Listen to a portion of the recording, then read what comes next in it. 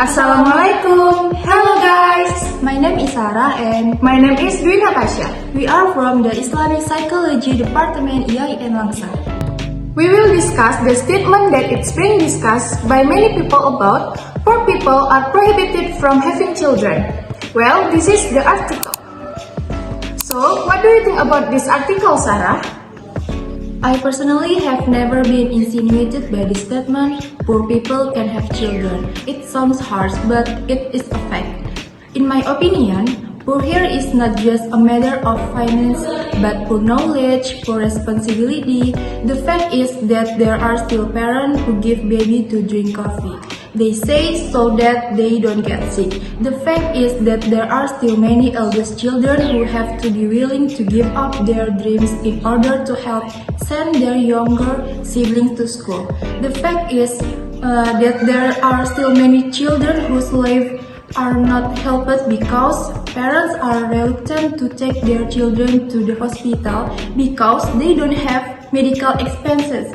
The fact is that many parents tell older children to look after their younger siblings, even though the older siblings are also children who also need to play with their peers. Many parents tell older children to take care of their younger siblings, even though the older siblings is also a child who also needs to play with their peers. Not take care of the little ones where it is the responsibility of the parents. How about you, Jack? I agree with you. Yes, even though we often heard the saying many children, many sustenance, or don't be afraid of not eating, sustenance be arranged by God. Not believing in the greatness of God, but look at the facts. We often see children who are hungry.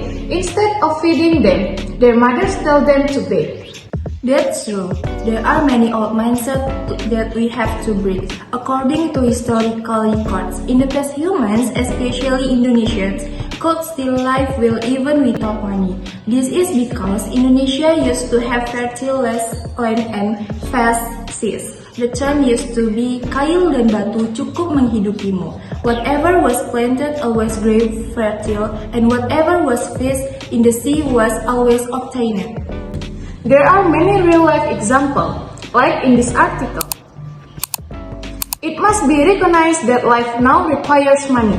Here we are not talking about religion, but indeed want to discuss with realism and logic. We also see from the perspective of developmental psychology that for basic needs, children need nutrition, education, and a safe environment to develop optimally. Lack of resources can hinder its child cycle and cognitive development. And difficult economic condition can reduce parents' ability to provide adequate attention, time, and emotional support. What about the children's mental health, Jack? Difficult economic condition often add stress and emotional distress to parents, which can have a negative impact on their mental health and their ability to care for their children. And children growing up in the poverty tend to face more emotional and psychological challenges, such as anxiety and depression. We, as the current generation, must change that mindset. I agree, but teenagers are mostly practicing free sex, and the end of this life is getting bleak.